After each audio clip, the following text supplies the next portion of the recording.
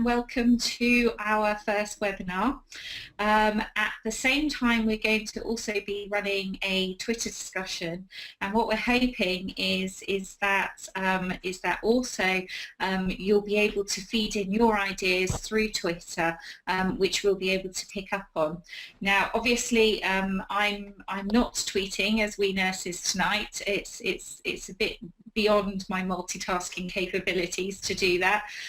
So we've got Wendy Sinclair from Salford University who's going to be tweeting as we nurses this evening, and she'll be keeping you all going via the we nurses hashtag. So this evening we're going to be discussing student placements, and we've got a wonderful panel before us, and hopefully they'll all wave now. Yay. And peppered in between the discussion that's going on, we're also going to kind of add in some polls, so we'd like you to vote on a few things. So without further ado, I kind of want to get things started, and I'm going to start by asking each of the panelists just to very briefly introduce themselves and let us know kind of why they're here, essentially. So I'm actually going to start with Karen, if that's okay, because Karen, you're the person who's next to me. So, no worries. No, don't worry. It depends on whose screen. So Karen, if you can introduce yourself, that'd be amazing. Of course. I'm Karen Franks. I'm a third-year learning disability nurse at University of Hertfordshire.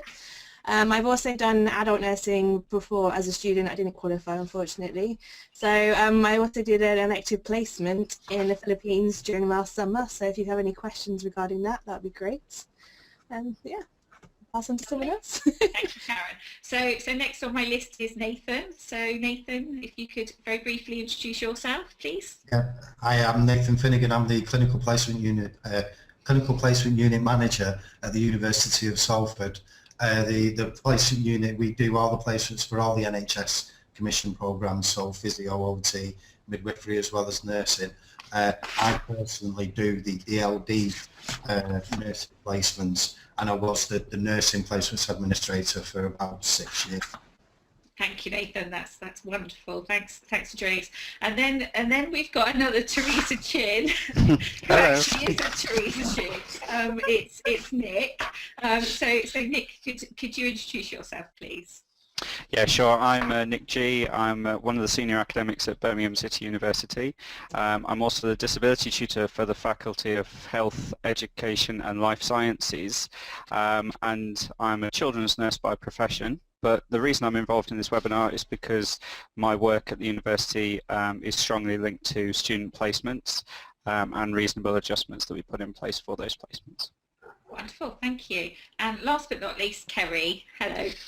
Hi, I'm Kerry Pace. You might have seen my face in the webinar pre-chat, although I was kind of in a very, very strange position, so hopefully I won't be getting into any strange positions tonight.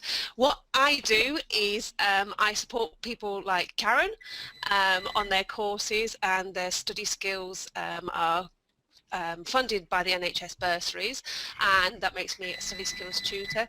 But we have expertise in supporting healthcare students. Particularly, our team has a midwife, a nurse. I lectured on the BSA course and I'm very involved in nursing, and we've got an assistant trust librarian as well. So if you have disabled students allowances, they'll pay for somebody like me to support you, and I founded the company called Diverse Learners in order to do that. Thank you all very much, and thank you for joining us this evening, and thank you for giving up your time to take part in this. I wanted to start, and hopefully our backroom guys, Pam and Ray, could pull up our first poll of the evening, which is just really asking you guys out there how you're feeling today. Just to really kind of set the tone of the webinar. There we go. So guys, all you have to do to vote on the webinar is literally click, and then hopefully you should be able to submit how you're feeling today.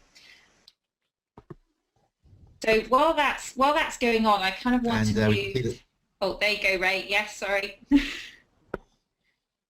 just tell you how many have voted. 72%. Keep going. Wow. So you need a few more votes yet before this has reached a quorum or whatever. So if everybody could just put in their votes, that would be amazing. Okay. We can't vote as panellists, but I would just like to say that I feel great. Thanks, Kerry. Nick, how do you feel? Oh, fabulous, absolutely. Oh, we've got quite a few people feeling quite tired. Hopefully we'll reinvigorate you all throughout the evening. So really kind of now just on to our first question, I think, for our panelists, and that is really kind of it's all about, I think we want to start about whose responsibility it is to make sure that placements are good, who's responsible for this. So shall I pick on somebody to start? So maybe Kerry, you've always got something good to say. So I like the fact you put good to say just in front of that to read. That's great. Well, it's interesting because, of course, to a certain extent, I'm a bit of an outsider in terms of whose responsibility is it for placement, because I don't have any direct contact with arranging placements or mentors or universities, because I'm an outside body, an outside organisation. However, what's quite interesting is that I do support students via Skype all over the UK, and one of the reasons we set diverse learners up is because we realised that people couldn't access support if they had dyslexia or dyspraxia or other disabilities. So we're open 7 days a week, 9 o'clock in the morning until 10 o'clock at night, because we realised that the support isn't available. So I'm coming at it from a slightly different view, is that I hear from all these students we support all over the UK very, very different experiences of placements, and also very different ways that universities go about allocating placements, whether you can swap placements and things like that. So I've kind of got a very mixed bag of positives and negatives and good communication and not good communication. So I'm hoping that we'll be able to share some good practices via Nick or possibly Nathan. So Nick, how do you feel? Whose responsibility is it to make sure that placements are good? I think it's a collaborative responsibility between all stakeholders, really. I think the actual university has a large part to play in it for preparing their students and to liaise with placement providers to make sure that everything's set up in as seamless a way as can be. Also for the students, we always say that there's no such thing as a placement where you learn nothing, even if what you learn is that placement wasn't quite right for you or wasn't the area of practice that you particularly enjoy. But equally the practice partners as well, and I think I often term myself as the kind of the glue that holds it all together at my university as regards placements in the Faculty of Health. And so hopefully I can offer some insight as to how we all work together, looking out in the same direction, because a lot of it is based on trepidation and uncertainty. So we try and put some of that to rest where we can. So that's very interesting, Nick. I wonder if Nathan could just come in here, because I think Nathan's got quite a unique perspective here about student placements and kind of whose responsibility it is to make them good. Because I think quite a lot of the time Nathan might spend troubleshooting, really. So correct me if I'm wrong, Nathan. Well, yeah, I think the how to make a placement good, you have to think of like the whole placement cycle, and like how a placement is kind of identified and then like selected, monitored, that kind of thing. And I don't know what kind of like support arrangements there are in the rest of the country, but in the Northwest we have what's called the Placement Development Network, that consists of like representations from what's called the Placement Development Network at Health Education Northwest, the practice education facilitators, and the university as well. So like if a placement's identified as a possible placement, it's not been used before, then the placement development network will go in there and do some kind of like preamble or prepare the placement, maybe fund people on the mentorship program, and just complete the audit. Like I think that the audit is the starting point of making a placement. We have an agreed Northwest audit document that's like the placement, complete the document, provide evidence of the learning experiences, the like the support available, like the mentors and their qualifications. That is then signed off by or verified by a member of the university academic team, and then it's a placement. And then to kind of maintain that quality, there's the link between the university and the placement, the role of the practice education facilitator in the trust to kind of look after practice education in their trust. And I think students have a responsibility as well to kind of monitor the quality in there and evaluate the placement and make sure they do the student evaluations, because that is then the kind of 360 loop of the student going to placement, evaluating it, and then that being fed back to the placement so they can promote good practice, look at any problems, that kind of thing. I can see really Kerry's popped up. I'm really glad you said that, Nathan, about the student feedback, because that's what I'm always stressing to the students who have had a poor experience as well as a good experience. And you know, there is still discrimination about dyslexia and dyspraxia, unfortunately, within the healthcare settings. It is, you know, awareness is being raised. If a student has had a particularly poor experience or suffered discrimination, then I always say, you know, you must feed that back. How will anybody know that that's going on if you do not feed that back? If it's not for your benefit personally, think of the person who's coming after you, think of the person who's stress and anxiety. That can be done. Awareness training can be arranged, and other training can be arranged. And I've just seen Karen pop up. So I'm glad Karen's popped up, because I think that Karen, obviously as a student here, you've kind of got slightly more of an insight as to how this all works and where your responsibility lies. I agree with Nick said about it's a joint responsibility between the university and the student, and I agree that there's limitations on where the student can go due to placement issues and other restrictions in that respect. However, I think that some placements, and from my experience, have been really good, but then also there's been some placements that hasn't been as challenging. So I think from that respect, basically, oh sorry, I lost my train of thought. Sorry.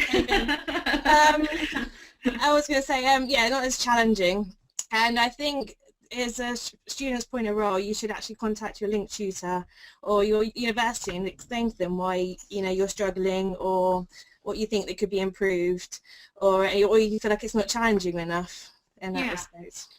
Okay, all right. Well, that's all very interesting. So thanks, guys. But I kind of want to stop a little bit here, and hopefully somebody somewhere in the back room could perhaps open up Wendy's communication channel, and we can just have a feedback as to what's going on Twitter. Now, I've seen a couple of comments via Twitter. But I wonder if Wendy could perhaps feed us back a little bit more as to what's generally going on. Wendy, are you there? Hello, Wendy. We can't see Wendy on the attendees list. So okay, all right. I don't know where Wendy's gone, so that's fine.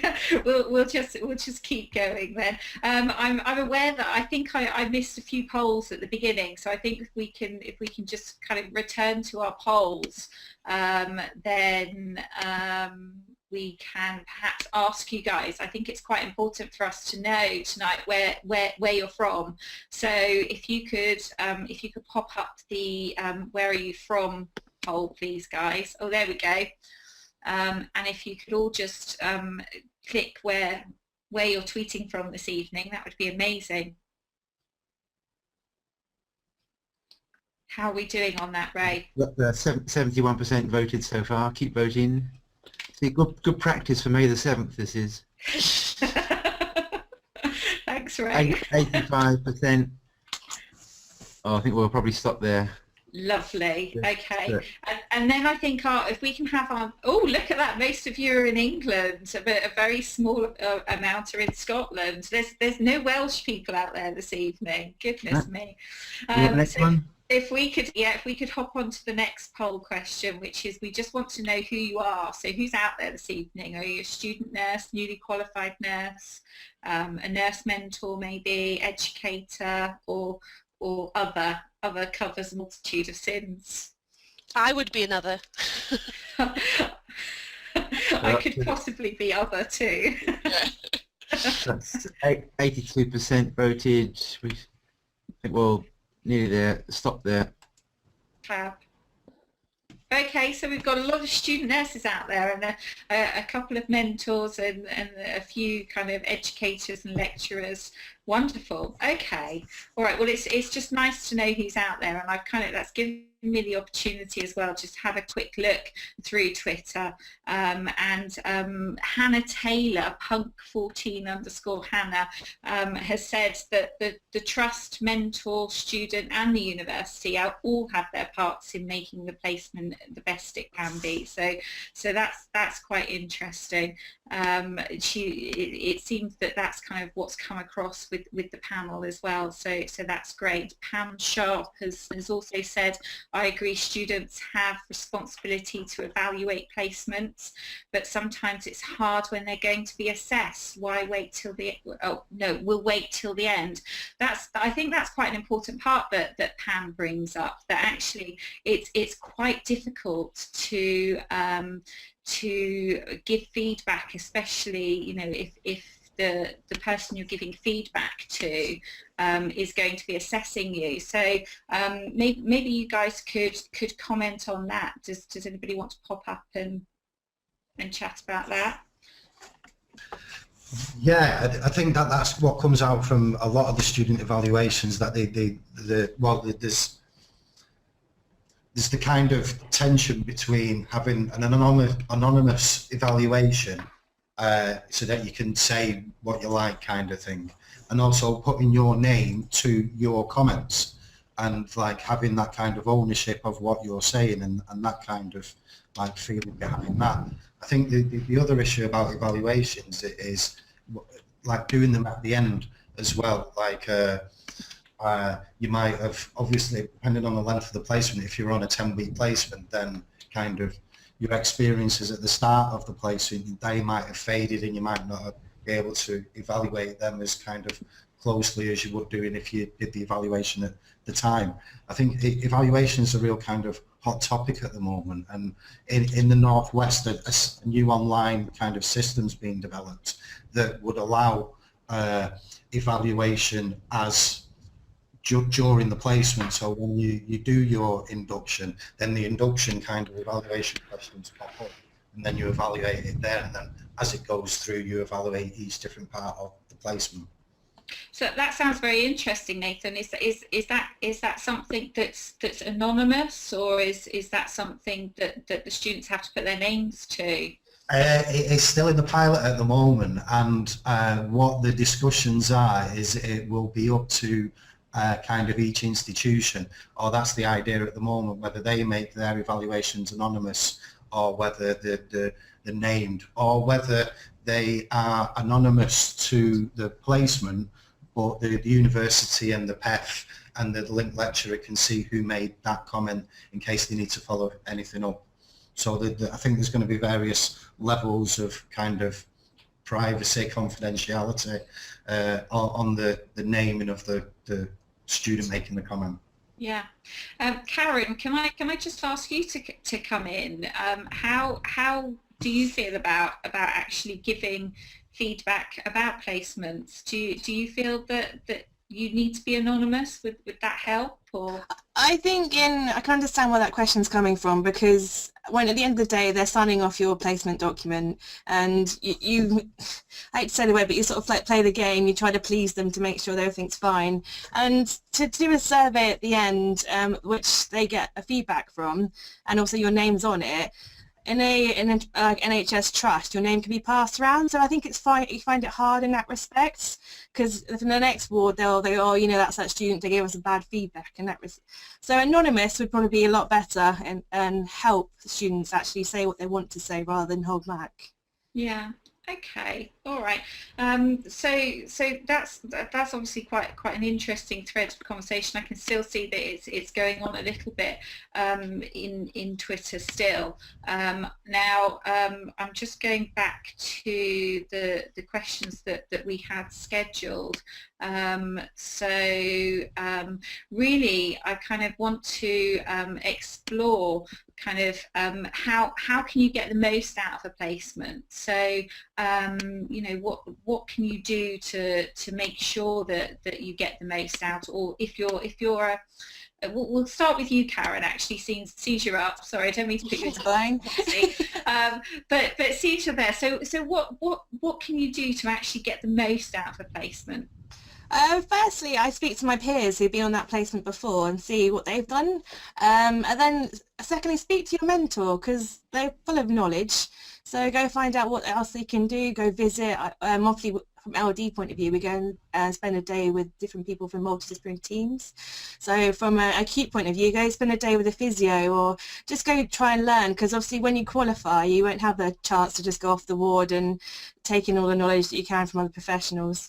So I think to learn as much as you can from a placement is to put yourself out there rather than wait for someone to ask you what you want to do. That's a great point, Karen. Kerry, we can't see you, but can you pop back up? Is that okay? Yep. Yeah, Oh, that's a great point, Karen. And I think some students have that straight from placement one, and they feel, you know, particularly, and this has been a bit kind of like generalised, it's particularly students who maybe have more life experience or have had to make a bit of a sacrifice to go on the nursing course, either, you know, financially or giving up, giving up time, or, you know, with their families. They often kind of, you know, think, I'm actually needing to get the most out of this. This is, you know, the opportunity for me to learn. This is the opportunity for me to have opportunities to maybe go out with different people from the MDT, and they're very, very proactive. Other students, you know, it really takes that little bit of time to gain confidence, to find your feet on the ward, to know exactly what you need to learn. Because sometimes, you know, the first time you've been on a ward ever is maybe with a patient, but then you're a student nurse and expected to be able to do all these things, and there's a certain expectation from you. So I think it's a really good point that Karen makes, is that, you know, maybe have a list of questions before you go. Maybe have a list of aims you have. Make sure, and I hear this an awful lot across the UK, so I'm not picking anybody out in particular, but I hear an awful lot that those first interviews with your mentors are missed. The review meetings halfway through are missed, and that's a perfect opportunity to bring up concerns, to flag up, you know, I'm really having difficulty with a particular procedure and I'd like to work on that. And one of my students did that, and they said that they were having difficulty taking samples from catheters. So right at the beginning of the placement, and that's what she wanted to do, and possibly go into that area. So she wanted to be really competent on that, but hadn't had an opportunity because she hadn't had those sort of placements before. So she had a very clear idea, and her mentors, you know, one day said, right, there's 8 beds in this ward. I'll show you the first one. I'll watch you do the second one, and then when I feel confident, you can do the rest. So by the end of that day, she'd achieved her aim that she was looking for, and that was in one day on one placement. So having a really clear idea of what you want to achieve, where you want to go, and, you know, don't worry, it does take time, and there is a power imbalance, and you have to recognise that, but, you know, and things don't get better unless you speak up and unless you're very proactive as well. So Kerry, that feeds in quite nicely to something that Ellen Nicholson has tweeted, which is, but surely a good mentor should be offering opportunities that a student may not have thought of, and this might be something that Nick wants to come in and chat about as well. That actually it's, you know, sometimes it's also up to the mentor to identify things that the student wouldn't necessarily have thought of. Absolutely, yeah. I mean, that thinks outside.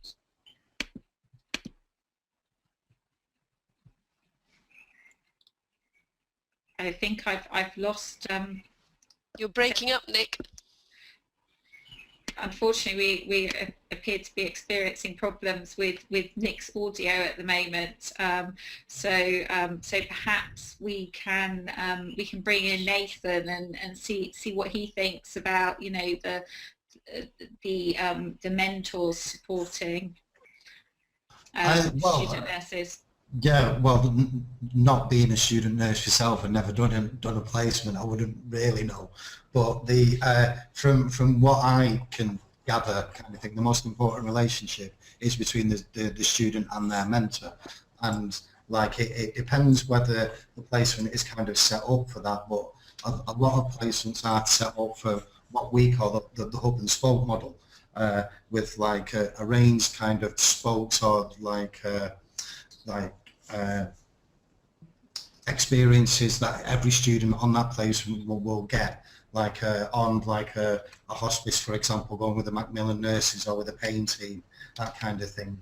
And I think the relationship between the student and the mentor, or the mentor is obviously the leader of that student's education, so that person needs to be aware of all the other learning experiences available within that setting, and like having the contacts to be able to do that. A lot of our placements run what they call a spoke directory, which is just basically a list of available spokes that the student's given.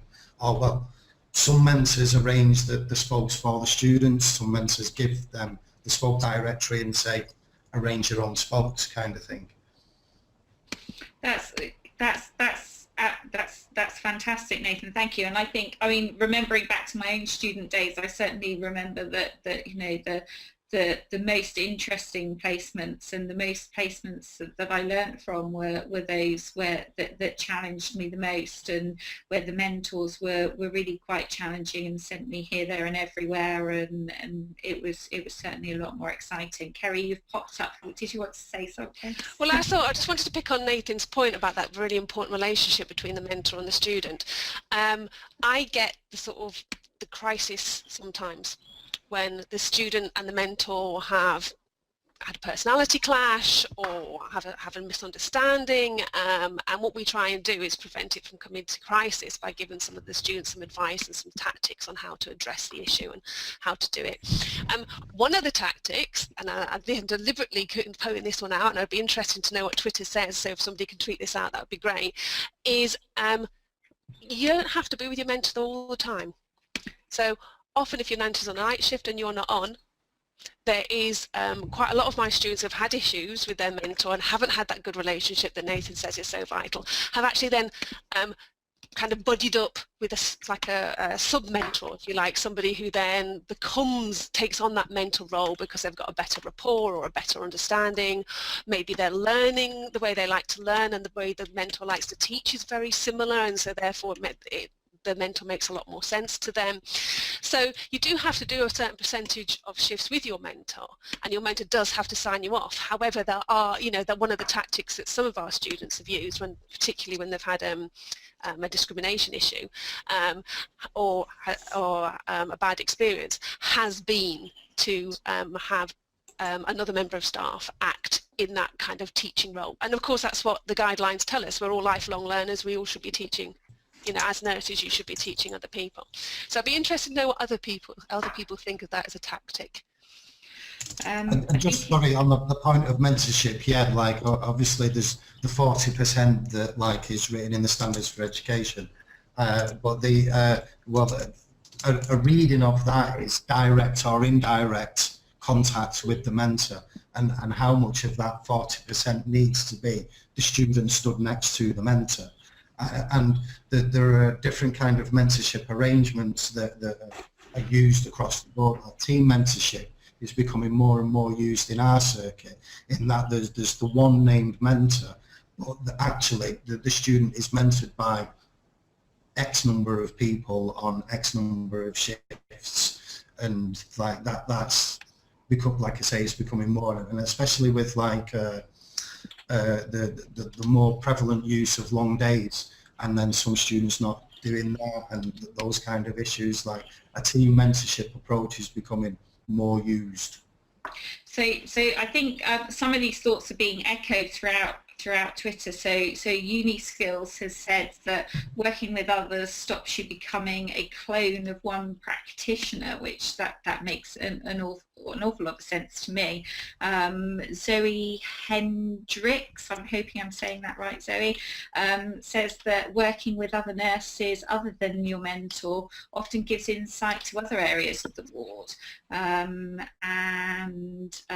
Yeah, so it seems like Twitter's agreeing with you, Kerry. So that's always good. So I'm just thinking, Karen, did you want to say something? Because you've just popped up. I was just going to say, for a fact, it depends on your mentor. Some mentors are really willing to teach and elaborate on their personalities and cares. But if they're not, there's people in the wards that really do want to spend time with you and want to teach you. So go find them as well. And as you said before, it's only 40%, which I believe works out to 2 shifts a week. So yeah, go and learn. That's what I want to say. Fabulous. Okay, Nick, you've popped up and I'm hoping we can hear you this time. Yeah, hopefully. Can you hear me? Yes. Excellent. I was just going to say that working with other nurses as well can help to show that there can be more than one way to do something. So it doesn't necessarily mean that doing it your way or doing it my way, as I might do it as a children's nurse, is the only way. So that kind of diversity helps to show there's more than one way to get to the end point, provided it's safe, effective and proficient. So that mix of mentorship, I think, is really enriching as well. Yeah, I think I'd have to agree with you there. And even going into being a trained nurse, I think that, you know, it's even once you've qualified, if you work with different people and you have a different scope of people that you work with, you can pick up an awful lot, can't you, from just the diversity of people. So I certainly have to agree with you there. I'm conscious that and I knew that this would happen, that we're kind of running behind times a little bit. So I kind of want to ask the panel's opinion on what they find to be the most nerve-wracking things about placements, and that's from all of the perspectives, really. I think probably the person to go to first and ask is Karen. So Karen, what do you sit up at night biting your nails about when you're due to go on placement? I think it's the first day. It's not knowing who your mentor is, what your colleagues are going to be like, what the environment's like. So it's that initial, like, walking in on the first shift, and it's like a new job, anything like that. You just got to know everyone. So I think it's the first day is the worst bit of placement, because by the end of it, you're sort of like a work family. You don't want to leave. So yeah, that's what I'd have to say. So what can be done to help alleviate those first days? What makes a good first day and what makes a bad first day? Well, then I suppose it depends on your mentor. I have to get back to that. It depends how welcoming your mentor is and how willing they are to sort of spend time with you, because I've had a few occasions before that a mentor just sort of picks you up and then you're sort of left in the corner going, what do I need to do? Or, you know, should I do this? Should I go off and do something else? Or if a good mentor is there and it guides you through it, goes through your PAD document, as Kerry says, very important to get your aims and objectives out of the way. And showing you around as well is it's orientation to the workplace, so you know where to go, where to pick up things. Yeah, I think that's really helpful. Yeah. I certainly remember as a student kind of, I've never been the most confident of people and was always quite shy as a student. So I always remember, like you said, kind of standing around and thinking, okay, what do I do now? And you don't want to tread on anyone's toes or so get in anyone's way. Can be very difficult on your first day, can't it? Yes. Yeah. So perhaps if we bring in Kerry, Kerry, in your experience, because you've obviously spoken to a lot of students about first days on placement. So what in your experience, what's the most nerve-wracking thing? very much like Karen says, that orientation, not quite sure where to go, not quite sure what to do, whether, particularly if you have dyslexia or dyspraxia or a mental health issue or disability, whether to disclose or not. Has somebody already disclosed? How do you have that conversation? How are you going to be received is often very concerning. But there are a lot of things that you can do as placement prep, you know, to get the most out of your placement, and a pre-placement visit, you know, it is great. I know there's a couple of universities I work with that make it compulsory that you have to have a pre-placement visit, and others that I've negotiated with students and the placement team, that they can go and shadow the person for a day prior to placement, and those hours get taken off at the end of placement. So again, the anxiety of going to placement is reduced, particularly those people with mental health issues, and that orientation. And we do things like, well, we'll go into the cupboard and we'll draw a picture of the cupboard, and we'll work out where things live, or we'll put our hand on the cupboard if you're that kind of learner that has to touch and feel things and say, these are the gloves and this is where they live, this is where the gowns live, etc., etc. Some trusts have allowed photos to be taken of that store cupboard that then the student can go home and learn that, or learn the orientation of which bed's which on the ward. It can be something like that. That if mentors and placement educators just take a little bit of time to think, if you were put in a very strange environment, if it's your first day at work, how do you always feel? And kind of have that attitude, because I think you think, oh God, I've got another student, la la la la, da da da da, quick orientation, they'll find their feet, they always do. But if you have that idea of like, how do you feel on your first day of work, you know, you just want somebody to say, do you fancy a cuppa? Or, you know, this is bed 2 and don't worry about it, and that reassurance. And it can make a massive difference to the rapport that's built with that mentor on the first day as well. Yeah. So Megan Kumeta, and I'm hoping I'm saying that right, has tweeted that feeling like a third wheel is my biggest fear on my first placement. So so Nick, kind of, you know, how do you not feel like a third wheel? How can we help student nurses to not feel like a third wheel? I think it's fairly difficult. I think there's always going to be a certain amount of trepidation, which I touched on earlier, and feeling like a spare part or a third wheel or a newcomer, just being out of water really. One of the things that I tend to recommend, or we recommend as well, is in line with the pre-placement visit, because what universities teach is best practice, new practice, and we often use different books, new books.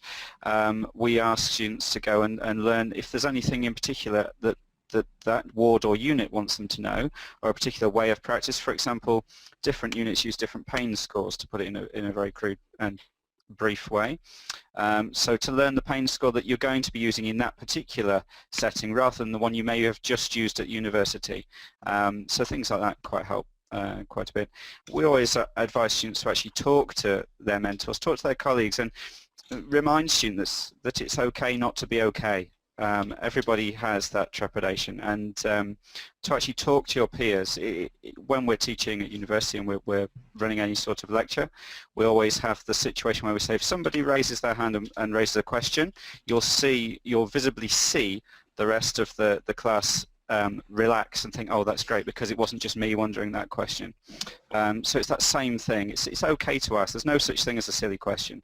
And I honestly think, as a nurse myself, that other nurses on the register would rather you asked a silly question than didn't ask at all and got the answer wrong. Yeah, I'd have to second that, most definitely, and I'll third it. Thank you. I'll fourth that.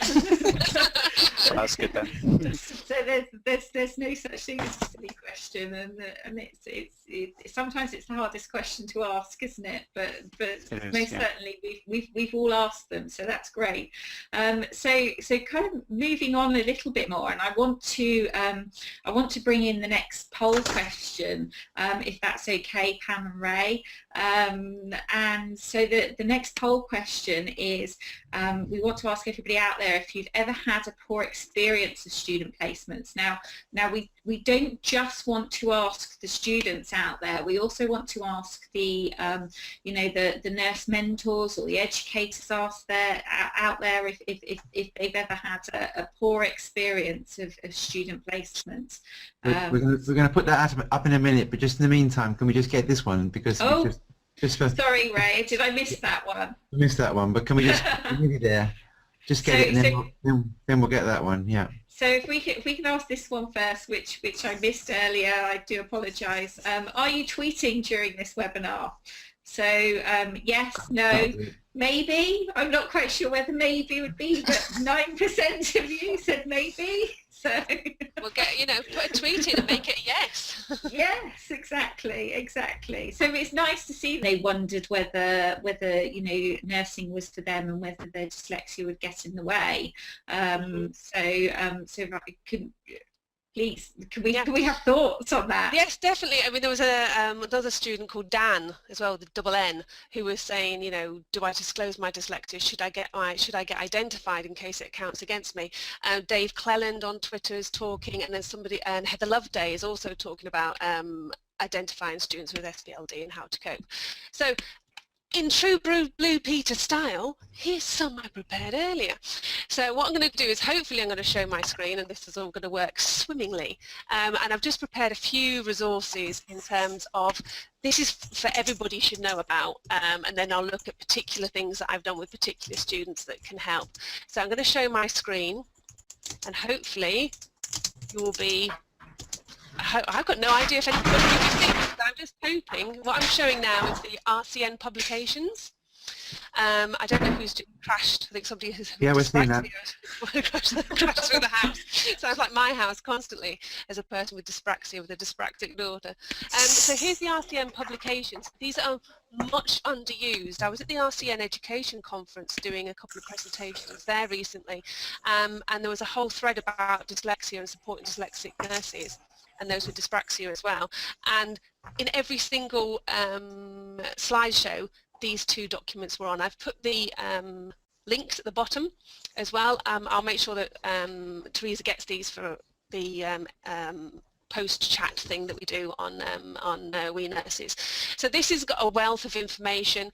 Michelle Cowan from Southampton University, who both Nick and I work with in our specialist interest group, I always recommend this, and she wrote these. Michelle Cowan wrote these, so she's very, very on the ball and also fair. There's this idea of that there's an unfair advantage. Oh, they get extra time, or they get this, or they get to do that, or anything like that, which is like the whole labelling everybody with a disability is the same. But every single person who has a disability or dyslexia or dyspraxia is an individual and will learn in slightly different ways and need slightly different support. So this is a really good way of guiding people about what your responsibilities are. Another nice one here is, this is one from Southampton, supporting dyslexic students on practice placements, and also this one by Louise Fisher, who was a third-year student nurse at the time, advice for students with dyslexia during their clinical placement. She's got great tips on there in tables for students and for the mentors, what the mentors can say and what the mentors can do and how the mentors can approach things to make things go more smoothly and to smooth that kind of disclosure and those sometimes awkward conversations. So I think here's a link here.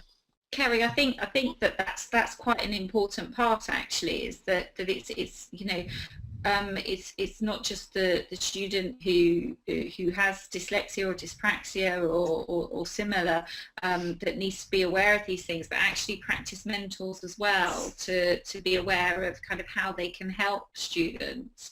And these are kind of resources for them too. Yes. Well, that's really interesting because I always talk about simple solutions, and I'll give you some evidence of some simple solutions while I'm sharing my screen. There's a summer school that people might be interested in, done by Ahead in Ireland.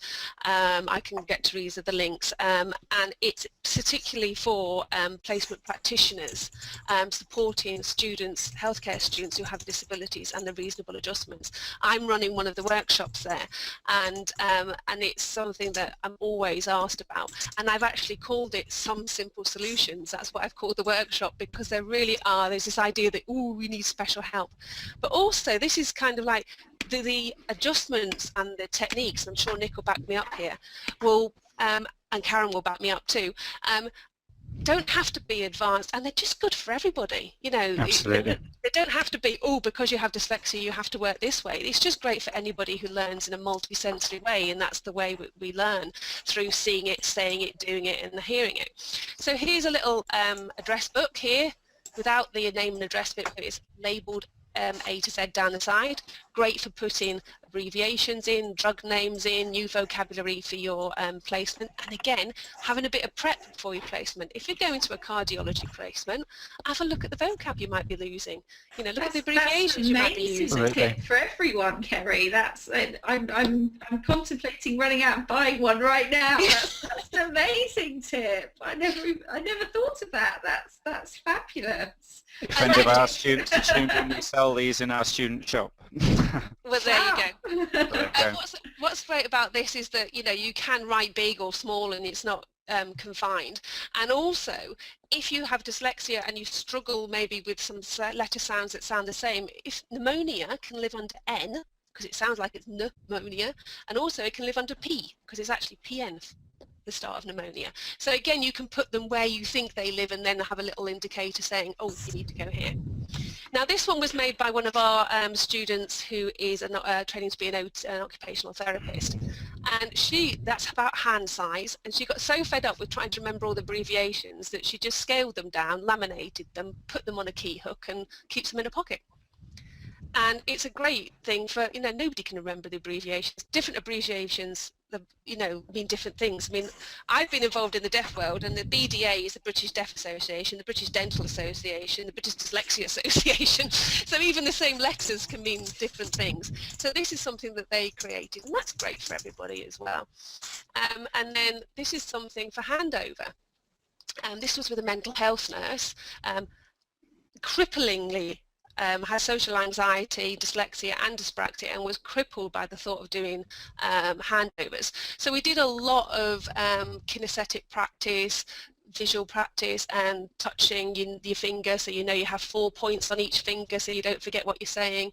So the first one is name, age, stat and well-being. Then it was about the families, the history, the visits, etc. So you could put whatever you liked on these stickers, but physically putting them on and touching your finger and saying it out loud meant that you remembered the template, if you like, for the handover, and that could be adjusted to each placement, but the strategy is the same. And a lot of people fear handover, even when you're qualified. It's kind of quite scary, particularly if you've got a consultant in the room or somebody you're not used to. So having these kind of tips is absolutely great. And then finally, well, I've got a couple of others, but I'll just put this one on. Again, these are 2 great books published by Palgrave. I'm a bit of a babe for Palgrave. I'll say, you know, I love them right now, so so you know that I'm a bit biased there. However, they're always beautifully laid out, and they're always very easy to read. This one I'll show later has full of mind maps and crosswords and activities to do in order to learn the A and P to get through that exam. And this one again, Michelle Cowan contributed to. Massive book, but it's great to dip in and out of, a bit like a dictionary. So when you're having a particular issue, you can pick on a particular area and just look at that area. You don't have to read it, you know, cover to cover. So I hope Nick and Karen might back me up on some of those points about simple solutions. Yeah, absolutely. I mean, one of the things that I was just going to say, which is why I kind of popped in, was something that I say very regularly, and I know it can irritate some other academics, but never mind. Any book that we put on a reading list is either because we personally like it or we personally wrote it. What we're actually true. What we're actually saying is you need to write a book that belongs to you, is written only for you, and maybe makes sense only to you. So write it down, put it in the right order, and if you're talking to your tutor, and the tutor asks you what you know about a certain subject, and you say, can I use my notebook? The tutor, if they're nice and mindful, which they will be, will say, yes, that's fine. And then you're faffing around going through your notebook trying to find the area that you've written these important notes in. Subdivide things, color code things, draw on them, do whatever you need to do. So then you can go to it in a timely fashion. That's the thing that people worry about. It's getting to the information when you need it quickly. you may find that you sit in lectures and you say, and the facilitator might say, don't bother making notes because we put it all on Moodle or all on Blackboard or something. Ignore that. Make notes as and when you need to make them in the way that you need to make them. And the other side of it as well is if we say, well, if I was teaching and I said, don't bother making notes because I've drafted a handout, but I won't give it you to the end of the session. The problem we have there is you can't annotate it, colour it in, reorder it or whatever. And equally, I will have created the handout in the way that I like it or I think that you will want it. The key thing is make it individualised. Think about confidentiality. If you leave it on the number 23 bus, we don't want it to get you struck off the register, but think about how you structure it and keep it safe, but use it from one placement to the next placement and use it in your qualified practice as well. I personally like to see books that have seen a bit of life. I like the stains, I like the tears, I like the dog ears. I don't like a book that comes presented to me as if new, because I want to see that it's been used, and I want to see that it's been created by you, for you. And if there's one thing I can impress on anybody listening, it would be to make notes for you in the way that you want them. That sounds as amazing. Demonstrated over here, or over there. That sounds like amazing advice, and I'm very conscious that we're coming towards the end of time. I did want to quickly just feedback on two things from Twitter, and one of the student nurses from Twitter, whose name is Student Nurse, I think she's punk_student. I'm saying she because she's got a pink avatar, so she might be a he, I don't know, but she or he says, I would also say carry a mini notepad to write down things you may need to read up on, terminology, illness, ... which makes perfect sense. And also Lauren Piercy has said colour coding is amazing for sensory/visual learning and organising, and I would have to agree with them. So as we're coming towards the end, what I want to do is to bring up our last poll question. At least I'm hoping it's our last poll question, if my calculations are right, Ray. And it's about how useful you found this webinar. Yes, there we go. So if you could all vote as to how useful you found the webinar, and we can use that to perhaps maybe decide whether we're going to do any more of these or not. Most people have voted, got up to 90% voted now. We'll go a bit more. Everybody get their Should we have a drum roll? Yes. Drum roll. In case they say pants. Yeah. I think 95% voted, so that's quite good. We'll stop there, and the winners are... Oh, absolutely. Oh, wow. Oh, look at that. Nobody voted no. Okay. Well, I like that. Oh, well, thank you very much for your feedback, everyone. That's amazing. So literally just before we go, and also before we log off on Twitter, what I'd like us to spend, and we've only got a minute left, so what I'd like is very quickly, if all the panelists can come up, I'd like you to each share just one top tip for student placements. So if we start with Kerry's the first person on my screen to my right. So so Kerry, what's your top tip? Your one top tip? Prep. Okay. Absolutely prep for placement in the various ways that we've shown. Lovely. Nick? Make it your own, give it everything you've got, and talk to other people about it. Good or bad? That's 3. That's cheating. I said it quick. I said prep. I was like... But yeah, I used your remaining time. Thanks, Karen? I would say remember your mentor was a student once. Yeah, Very good, very good. And Nathan, your top tip? Don't ring your placement on a Friday night when you're supposed to be there on Monday morning. Because if anything's gone wrong, the allocations will hate you. Right, okay. Great top tip. Okay, so hopefully the guys on Twitter are all sharing their top tips, and we will catch up with those in a little bit. But what I'd like to say is I'd like to give a huge round of applause, please, to Kerry, to Nick, to Karen. I thought you were going to say the back room people. Also also our backroom people, Pam and Ray, who might even just pop up just to wave goodbye. Well, there they are. Hey. Thank you, Pam and Ray, and a huge thank you to Nick IT and also to Wendy Sinclair, who've been kind of doing a few backroom bits and running Twitter as well this evening. So thank you all for giving your time to kind of bring this to Twitter, and hopefully we can have a few more conversations about this this evening. We've now all got to go catch up on Twitter, so hopefully what we're going to do is put a recording of this webinar up on the website, along with a transcript of the discussion that's gone on Twitter. And I'll forward you my PowerPoint because there's been quite a lot of people. I'm pointing there because I've got two screens, but it's actually over there. But so a lot of people have asked for the PowerPoint slides as well, so I shall forward those and put those on as well. And we can give those out or put those on the website for everyone as well. So just again, a huge thank you from me, guys. You've all been absolutely amazing, and I've learned something this evening. I for one, I'm not very good at handover, and I'm going to go and get myself some sticky labels because I think that will help me immensely. So And an address book. Everything, and yeah, definitely an address book. So thank you all very much, and I think that now it's time to sign off. So goodbye, everyone. Thank you. Bye, everyone. Goodbye. Thanks. Bye. Bye.